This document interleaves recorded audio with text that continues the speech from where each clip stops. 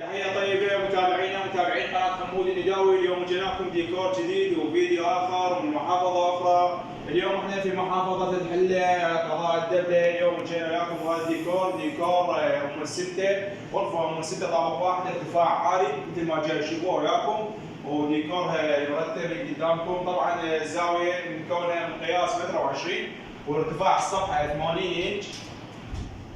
التقطيع الداخلي حسب ما يطلب الزبون. هنا مكون الزاوية عندنا من رف وتعلام.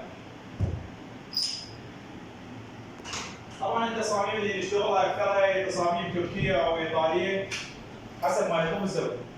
جينا بصورة واحنا نشتغلها كل التنفيذ عراقي 100%.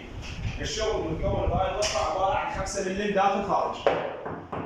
ايضا القاعدة كبس عراقي 5 ملم داخل خارج. الداخل عبارة عن شيء صاج.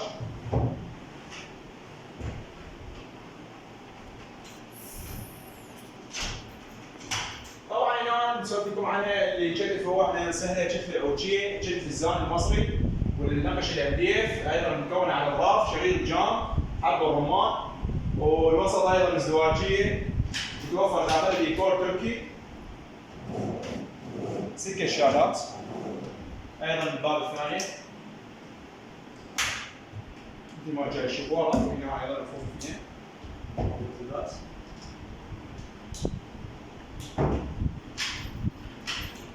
صورة من الدنجة. الدنجة عبارة عن شكل زان مصري مثل ما جاي تشوفوه قدامكم. الأضراب مكونة هنا 3 رفوف، طول الكنتور 3 أمتار ونص، والزاوية 1.20 يصير قياس الكنتور والزاوية 74. واحد اثنين واحد ثالث. مثل ما نوهنا قبل قليل إنه التقطيع الداخلي حسب ما يكون الزبون. اليوم متكونة شرباية الراس العالي واللون الاوف وايت الكريمي مثل ما جاي تشوفوه قدامكم. اشتغلنا التقطيع، الدوش اللي اشتغلناها عبارة عن شيء تقطيع مثل ما جاي تشوفوه قدامكم.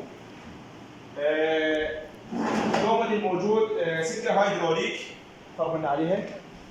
طبعا اليوم تصميم جديد وديكور مثل ما نوهنا قبل بساعه، ديكور ايطالي ايضا جرار ثانوي. صورنا اياه. الجامع عباره عن CNC.